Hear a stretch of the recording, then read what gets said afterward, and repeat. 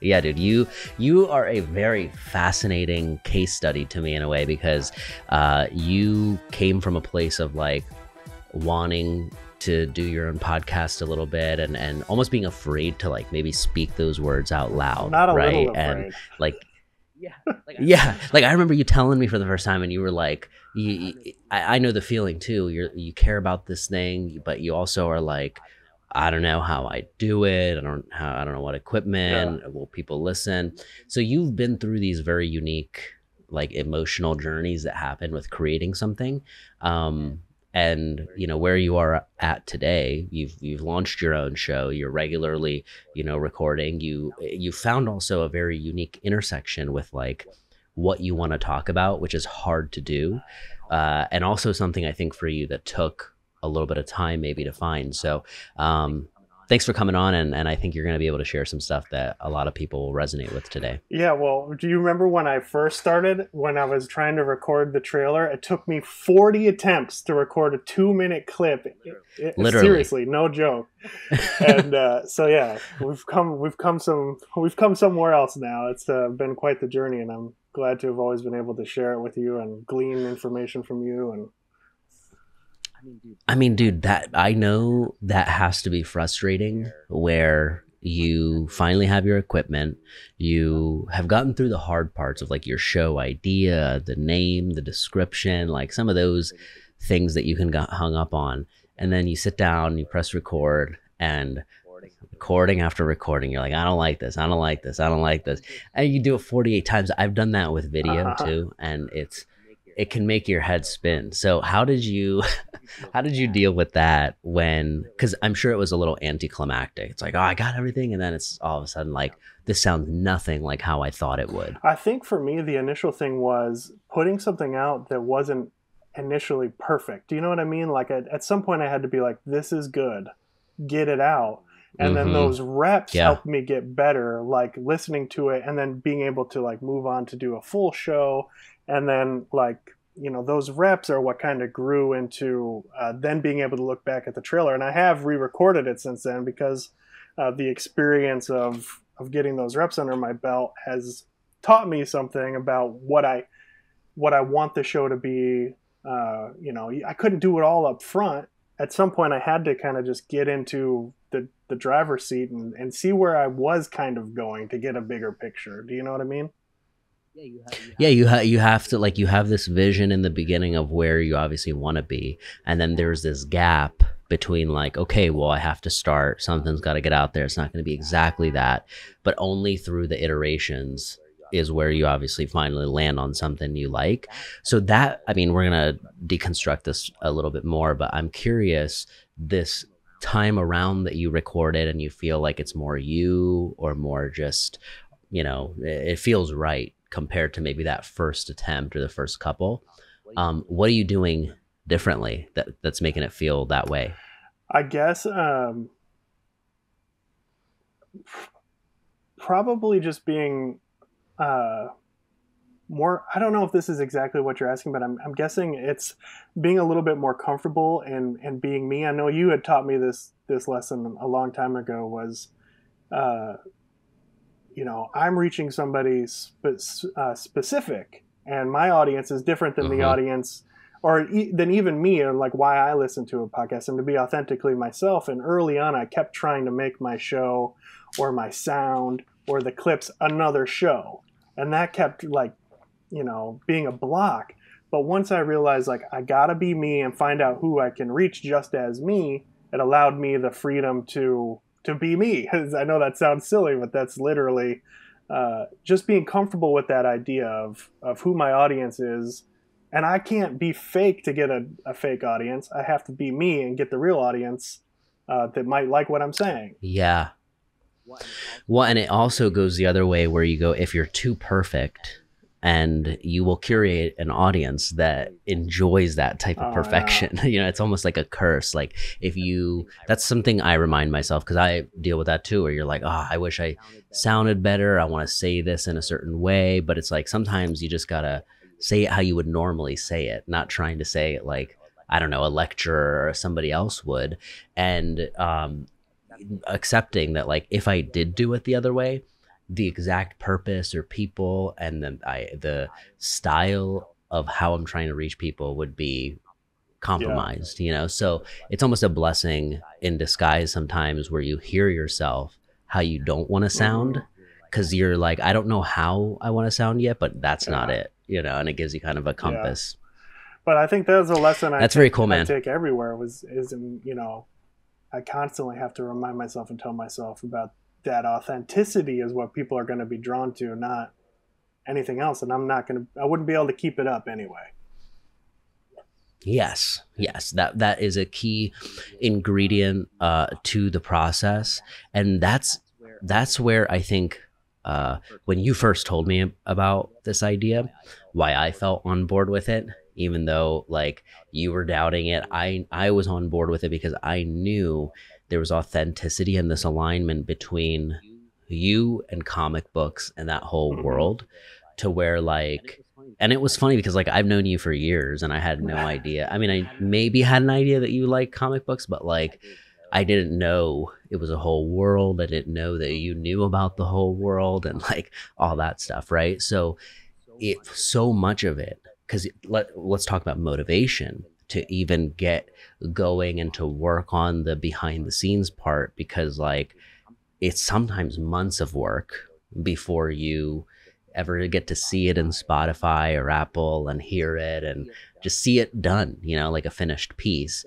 So how like because choosing the wrong idea or the wrong thing to talk about, something that's not really authentic or that you're really into, uh that can really like demotivate you. You're not going to be as motivated to script out an idea or sit down and make the time to record it. Uh, how did you? Because you've been on both ends, I think, right? You've maybe had a time period where you weren't clear on. I love comic books. Like this is who I want. Like a community of people. I want to create something that reaches them. And then you've also had yeah. So you've bounced between clarity and also like who am I going after, Mm-hmm. right? Like trying to find my niche. Everybody's telling me to find my niche. Who is that? So how did you manage that little battle of trying to understand who is listening, who's my audience? I think it comes back down to kind of what we were saying about that authenticity thing. Like, I think a big roadblock for me early on, too, was why would anybody listen to me talk about comic books? And Yeah. I was like, there's people out there who are in the industry that have podcasts. Like, why me? And it comes back down to those conversations I had with you early on, where you were just really trying to get me to like have this sink in. Like, there's going to be people that don't necessarily want to listen to them talk about comic books. They want to listen to, a dad, a full-time worker who struggles to get there on new comic book day, who can't keep up with Yeah. everything. Like there's people who are going to be more interested in me, and that's hard to like believe at first, but it is Yes. true. And so it comes back down to just realizing that authenticity thing, and that there is an audience for me. I just haven't seen it yet, and so I've got to get the reps in Uh-huh. to see the audience. And to go back a second to kind of what you were mentioning earlier, another thing that was really important to me that you had taught me was that like early on, if those early listeners are going to like to watch your growth as a podcast, Yes. and like Yes. Yep. for me, the idea was like, oh, I got to come in perfect. I got to be, high production value. It's got to be, edited beyond Mm-hmm. belief. So there's no breaks, no ums, no uhs. And it's just, so those two things I think early on that you taught me, I think were the foundation for me that allowed me to do this. Like the idea that like those early adopters, listeners are going to be excited to see the growth, and that there is an audience out there who is going to be interested in what you have to say, even if you don't see it yet. You just got to put yourself out there. Mm-hmm. And theoretically, you're correct. It sounds right. It sounds great. And it does make sense when you logically kind of put it together. But you're right. There's also another side of it that it's hard to overlook, which is, hey, this person has won 5, Emmys for comic Yeah, books and they're doing the same podcast. And so why would somebody listen to me over that person with the Emmy?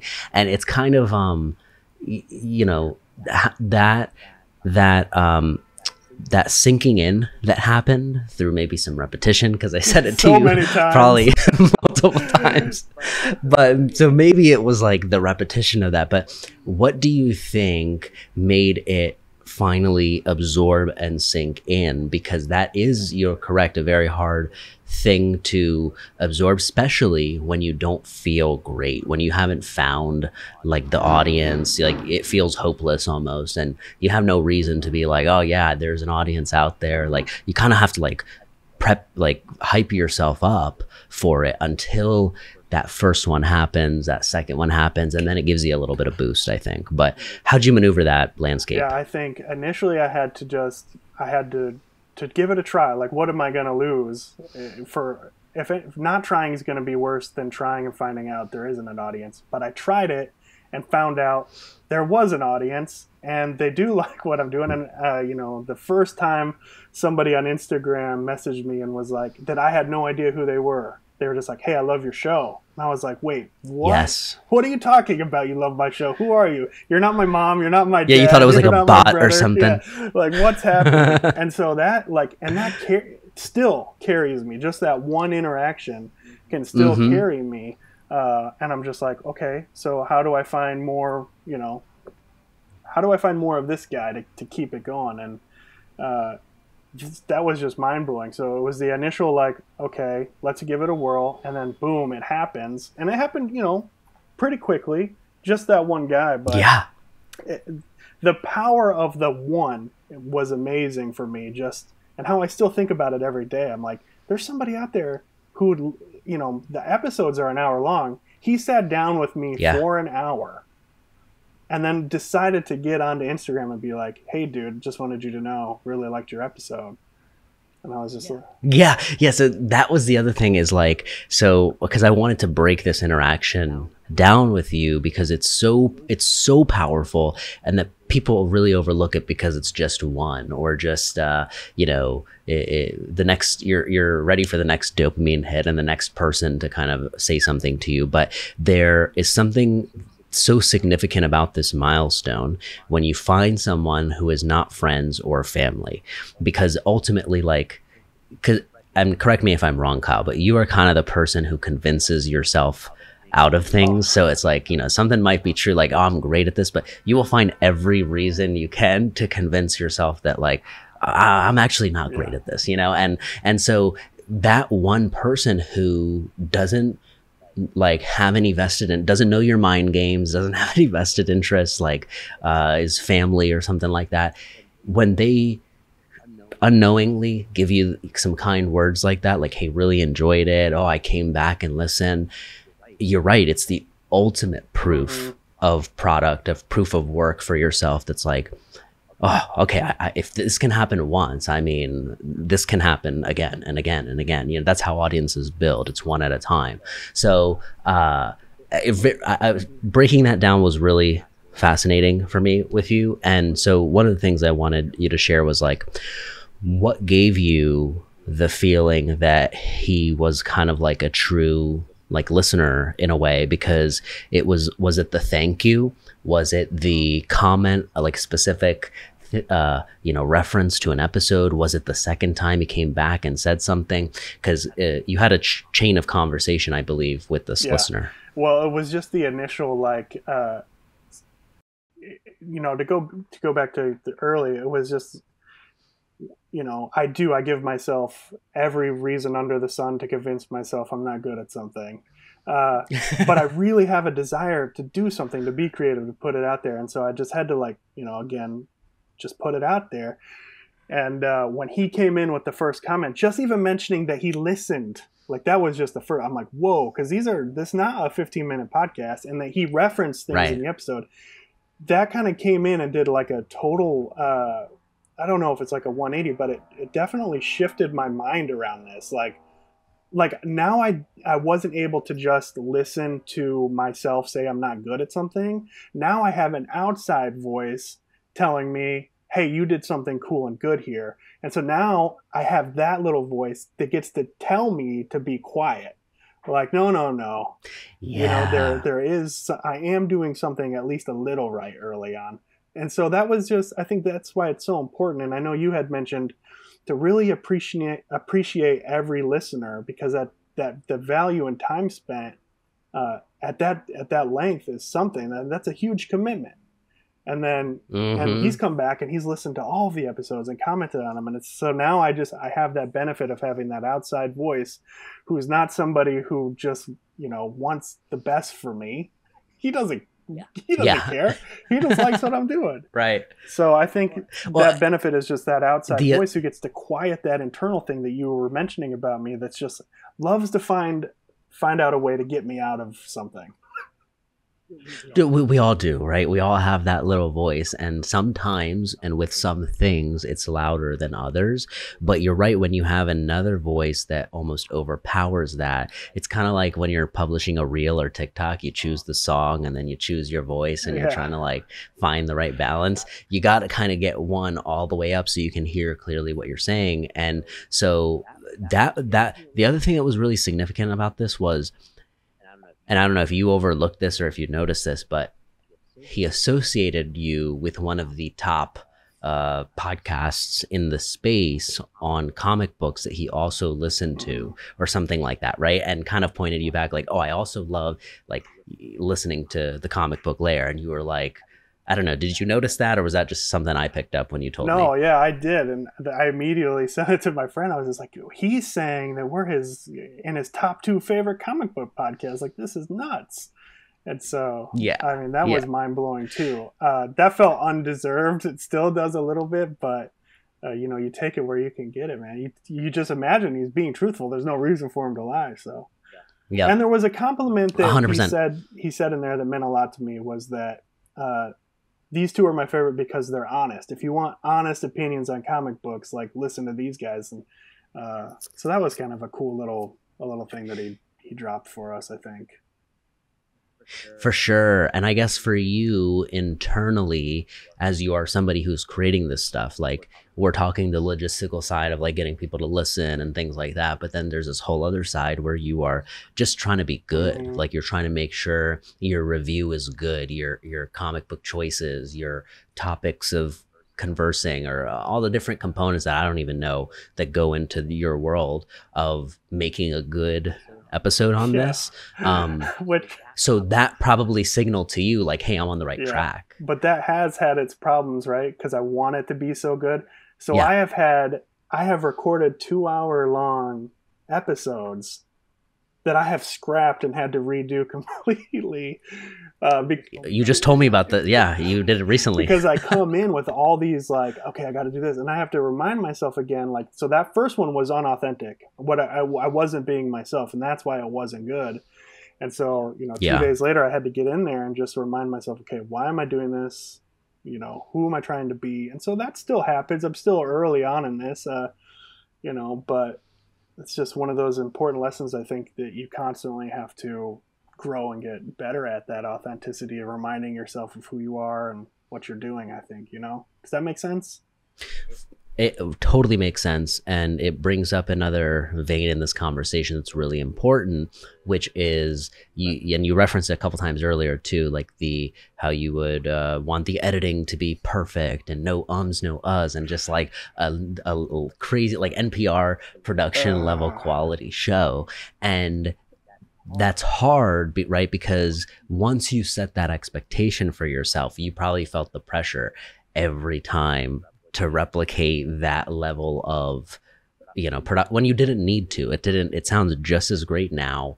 Like the ums and uhs make it more conversational. Yeah. Right? Sometimes it can be overdone where you're like, wow, that took me 5 hours. I get like, how am I going to do this again for next week? So that was a key lesson, I think, you going through that, because and I don't know if you resolved this like in your head on your own, or when we chatted, where I was like, hey man, we got to make your editing simpler. You got to make your production process easier so that you can spit these out twice a week if you wanted to. So yeah, what was that part of the process like, where in your head before we kind of chatted about that? Well, I think initially I was just, thinking that way, like the show has to be perfect. I need to edit it beyond belief. And then we had the conversation, and, I think you were kind of sensing, like, I was feeling a little frustrated. This was beginning to be a lot of work. And it was just Mm-hmm. that reminder again of like, what exactly is the show? Like, it's just, you kind of have to go back to the beginning again to realize like, okay, this is a conversational show. I'm talking to, the listeners. It's not a production. And so, but Right. I think it was just that like I was going to burn out. I was going to quit doing what I love because I was making it um, unfeasible. Like when I would record, it's an hour long episode, but then I'd spend 5 hours editing the thing. Like that is not, I don't know the right word, but that's not something you could carry with you, do long term.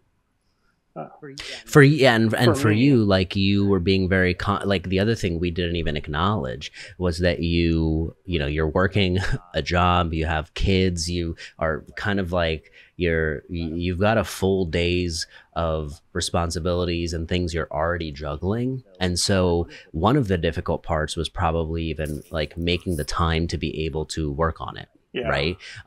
Let alone spend the extra hours refining it with editing. It's like the base level of even when do I record? Okay, when's it going to be quiet in my yeah, house? yeah. Like some of these problems people don't maybe necessarily think about, but it can affect your ability to just sit down and do it, right? How did you navigate the time part of things? Because that was an issue at a certain point. I don't know if like things didn't really change drastically in a way, right? Where it was maybe more you found the right fit of what to talk about or something, where then all of a sudden you felt maybe more excited to sit down and work on it. How did the time thing work out for you? How did you trade off time to make this podcast kind of come to life? I did decide to. I had to change microphones. That Yeah. because I was using a microphone that would pick up every little sound in my house, and so I'm recording right as the kids go to bed, but they don't always go right to sleep. That's not how kids work, and so I Right. had to switch to a much more directional microphone. So anybody in a loud space that wants to record, I would recommend something like that. It makes it sound a lot cleaner.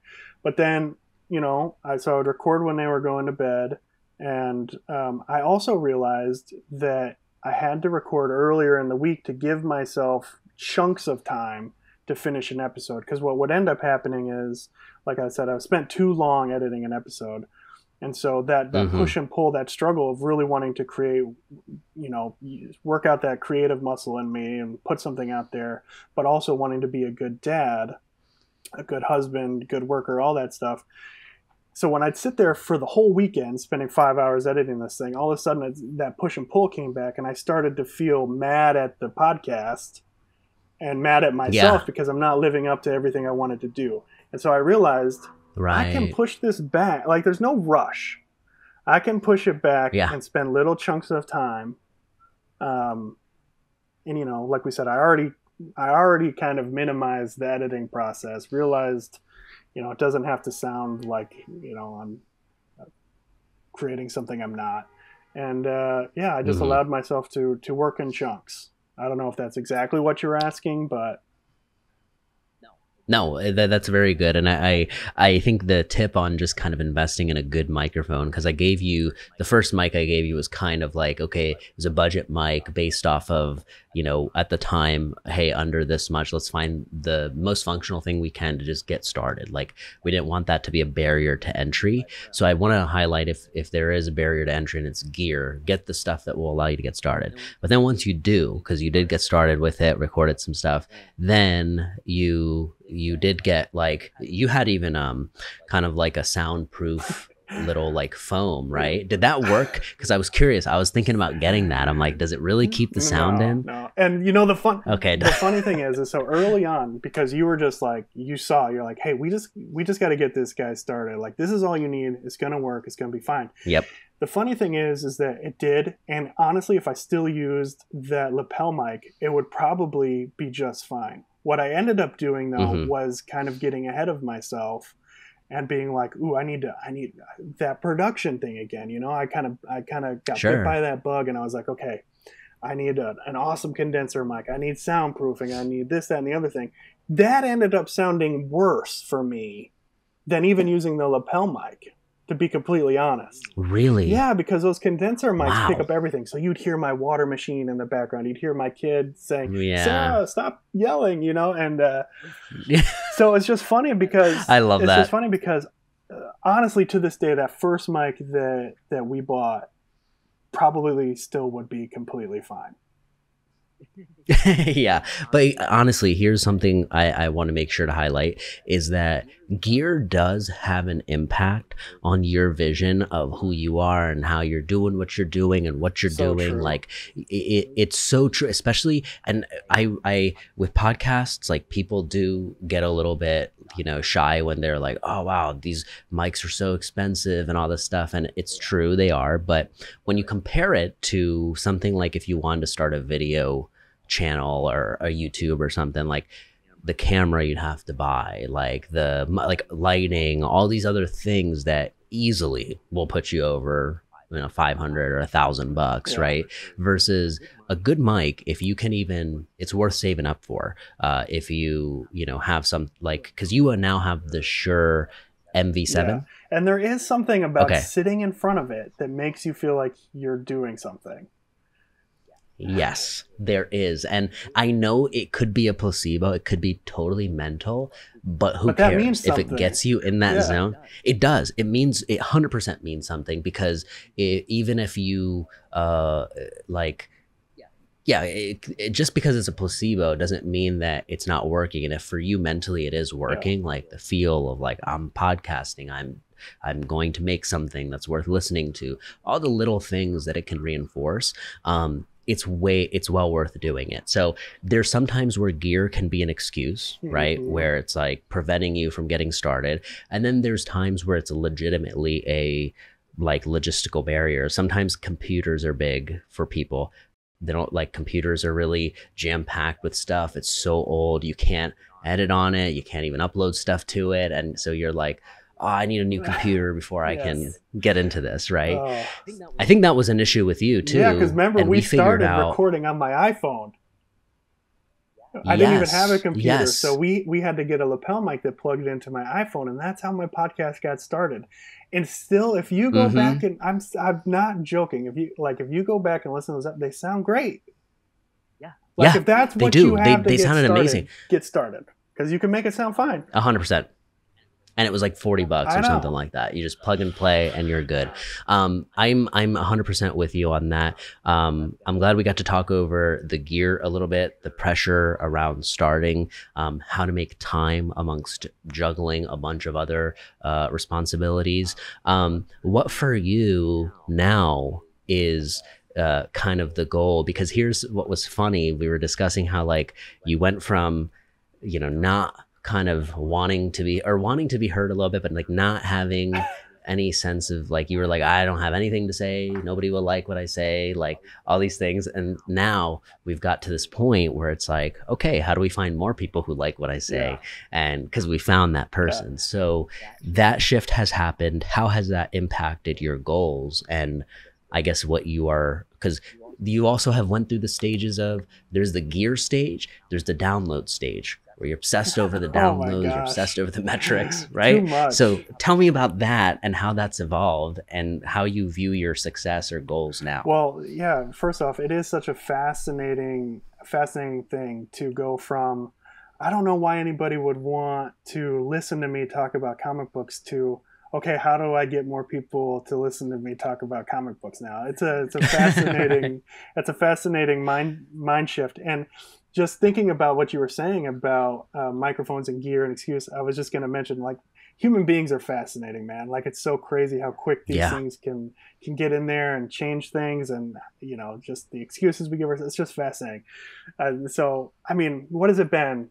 6 months or so to have Mm-hmm. that drastic change is such a fascinating thing, and it is funny to reflect on because I'm not sure I can always make sense of it exactly, like how it all comes about. But yeah, I think when I first started, my initial thing was how I'm going to judge this is how many downloads I get. But that was Mm. fascinating because that would start to drag me down a depression rabbit hole that wasn't worth going to. Yeah, Instantly. and Yeah. because the funny thing is like I said, that one listener and how it still carries me months later. And so I realize it's more Mm-hmm. about finding that than it is about how many people are Yes. downloading my show. And so, um, but your question was specifically, how do I? Yeah, like, and you kind of answered it where downloads was your marker of success for a little bit, because it's just like on Instagram followers, or Right. like, what's the main thing I can see? What do other people value and judge it off of? And there is a truth to downloads being valued. That's how advertisers and people see, and some guests will choose coming on your show or whatever, right? But it's not everything. And it's kind of like, sometimes it takes so long to get to the desired level that you have in your head that if that is the only marker you're watching, there's no room for progress, really, because it's like a lot of it is out of your hands. I mean, you can do things to really increase your downloads, don't get me wrong, but some of it you're leaving up to the algorithm and time, right? So the evolution was your success measure changed, I think, to where it was more focused on a visceral feeling of this person giving you like good feedback about your show and stuff. And again, that was coming back to square one for me and remembering why I was doing the show. I mean, every show is different, but my specific show, why I wanted to do it was to create conversation, to make an impact, to share these stories. And so, having somebody tune in for 20 minutes, getting that download stat and checking out, that's not why I'm doing my show. I'm doing my show because I want to talk about these things with people.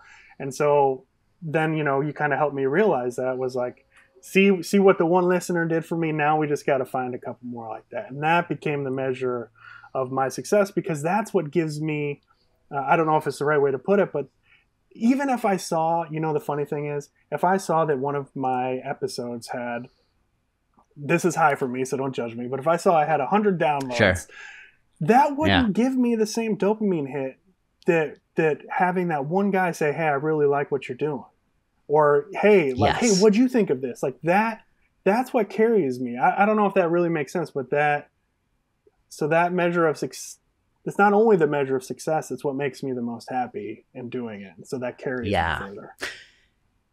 And it's so smart you were able to identify that, because that can be a year long, years and years where people just chase after the downloads and you overlook the engagement. And then you realize, man, it was the engagement all along that was everything. Like, that made you feel great. That carried you when you didn't feel like showing up. Like, you just have this person in your head now. You can't unsee or unhear that they listen to your stuff, right? So I love that, man. My last thing for you was the loose end I wanted to tie up, which was, how long did it take for you to get to that one listener? Because you said it was relatively quickly. And you said it's been 6 months right now. So we have a kind of a timeline to look at, like month 1, 2, 3, what happened? What month was it? So I think he came in right around month 4. So I don't know if that's maybe 3 or 4. But what I like about it though, is that for me, it seems quick, because in hindsight, it's like, how many episodes was that really? Well, it was 8 episodes that I ended up recording before he came in. And now he's gone back and listened to all the rest, and he's keeping up. But what I like about it is that just a kind of reminder that growth sometimes can take time. And like, now I have this freedom, like, okay, I'm not in a huge rush. I'm going to find the next person just like him that's going to love and engage with the show. And so that's a little freeing too. It's like, hey, if I reached him in this amount of time, I can reach another one in this amount of time too. And maybe that starts to compound, and then it happens faster and faster. I don't know. Does that make sense? It really does, because you're right. When you're starting something from scratch, 4 months is not at all a long amount of time.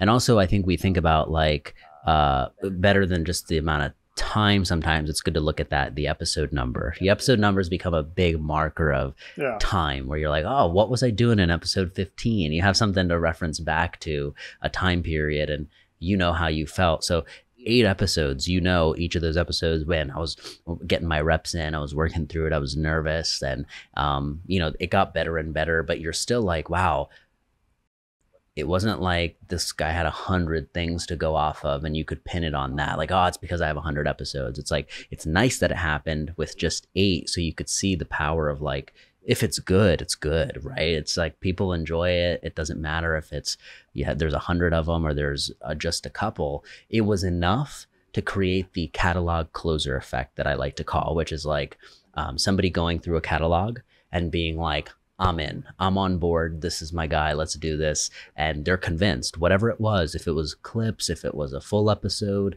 a couple, it's nice to know it wasn't a million that convinced him to come on board. It was just a couple, you know? And I will say, just for some context, that even earlier on than that, we were getting family and friends who were not comic book fans that were listening to the show, that all of a sudden were buying comic books. And so that still meant a lot too. Of course, he was different because he wasn't family or friends, and so that impact was the loudest for me. But I will say, like, we were getting affirmations early on, even just from, you know, family and friends. We're just stoked that, you know, we're doing something, and, you know, and it was cool to see, like, hey, you know, my brother's buying a comic book now. Like, how funny is that? But just for context, like, it wasn't just like it took us 8 months, you know, 8 episodes to hear anything. Sure. But at that 8, we really got that really loud validation that there's somebody who doesn't know us that thinks we're doing something good. Yeah, which is huge. And you didn't do a lot of promotion to get there either, right? No. That's the other thing I want to ask you. What did you do to even talk about your podcast? Like, was it just the podcast? What else were you doing in tandem, if anything? It was just on Instagram. Would share the posts, would create teasers, post it when I got up there, links on stories, and try to engage with people in the comic book community inside of Instagram. And I wasn't even aware of, like, when he started following, that he started listening. It was just so out of the blue. It was mind blowing. I mean, it really was. So he was following you for a little while before he reached out? I'm not entirely sure, but I imagine he was. Because when you got the message, you clicked over, you didn't see that it was like recent. No. It was like, oh, he was already following you. Yeah.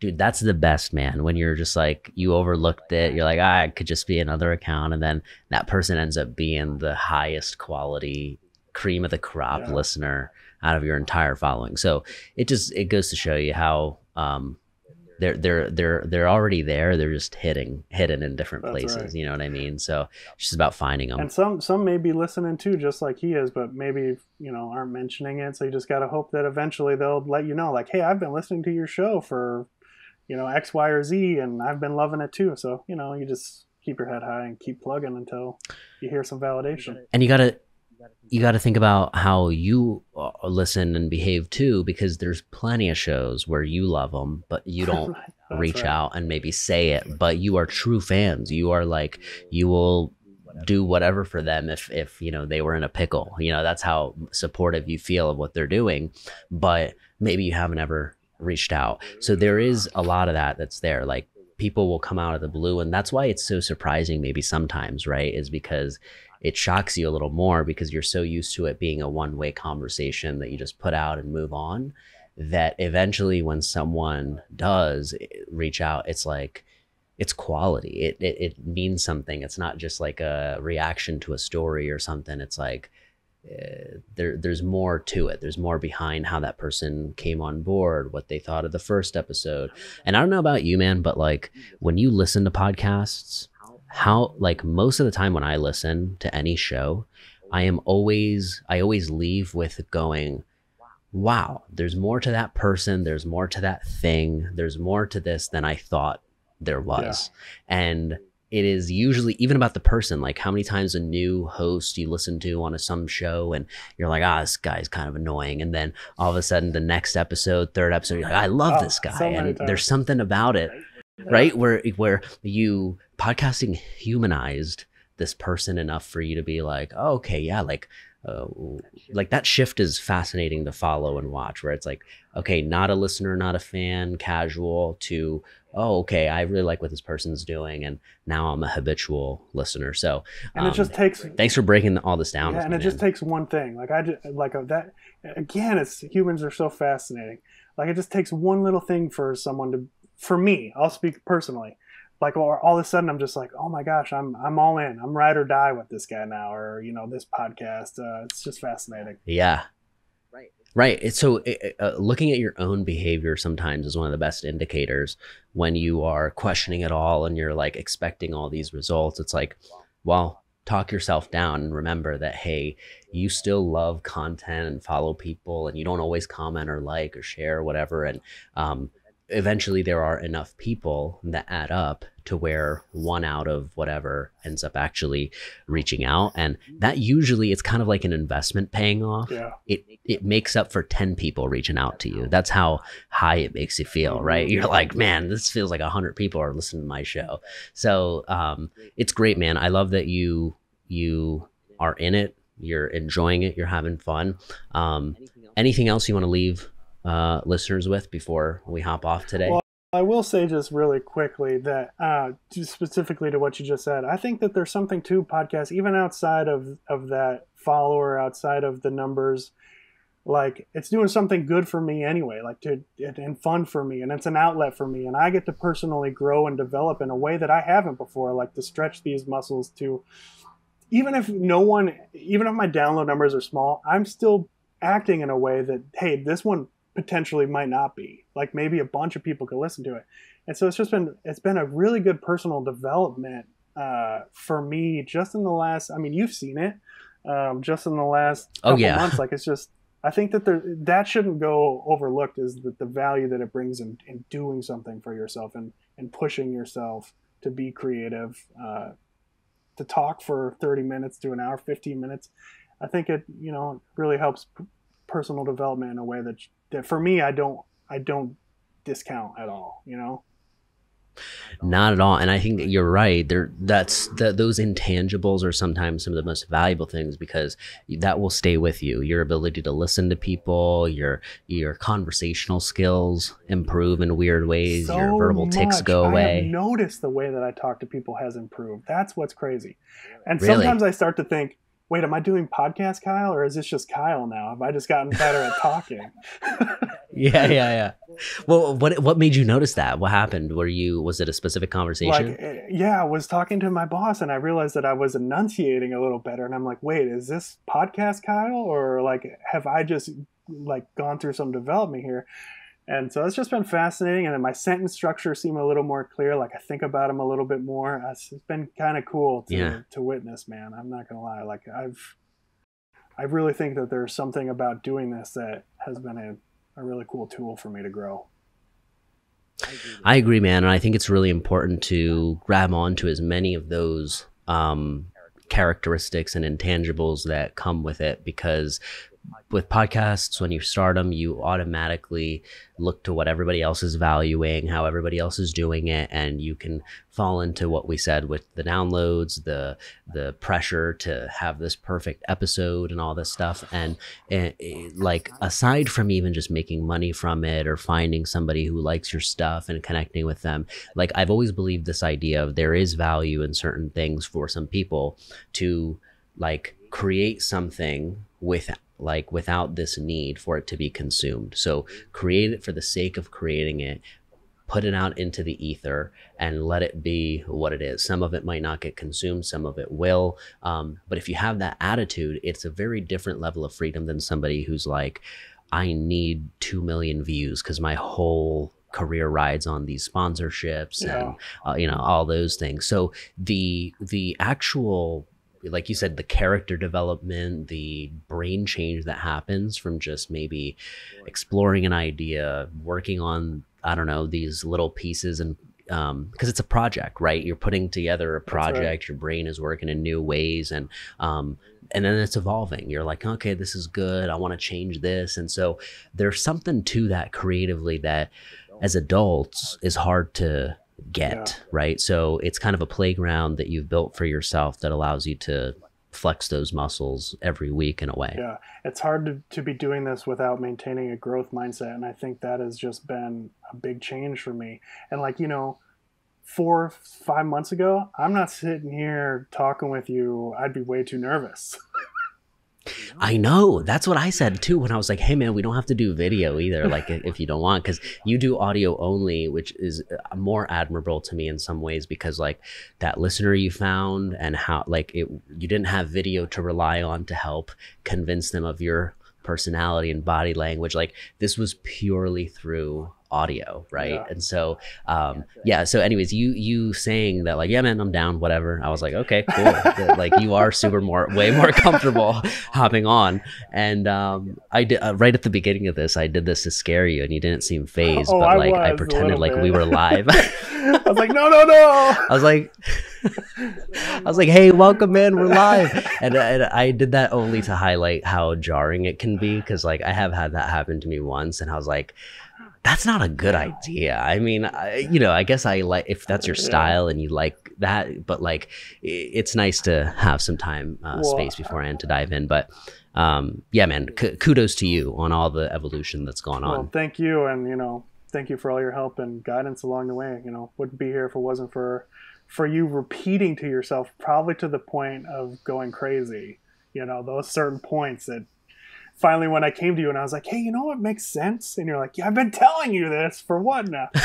But dude, it's just like the repetition thing we were talking about. It takes a while for it to sink in. You got to hear it in different ways. Sometimes it's I don't know, it came at the right moment, but it's been an honor to be in your corner with all of this. And I continue to watch and enjoy watching you kind of grow and evolve and all these new different layers that you're kind of unlocking. Where can we keep up with what you're doing? Like, where's the podcast so people can check it out, and Instagram and whatever else you're up to? Yeah, you can follow us on Instagram at the Comic Book Layer. We post all of our episodes and stuff we're doing there, and anything we're reading, stuff like that we even find fun. And our website's just the comicbooklayer.com, and has a link to all the podcasts and stuff, and listen to anywhere you get your podcast. So that's it, man. Well, everybody check it out, see what Kyle's up to. I'm really proud of you, man, for all that you've done, and so keep up what you're doing. I'm a fan who's cheering from afar. Yeah.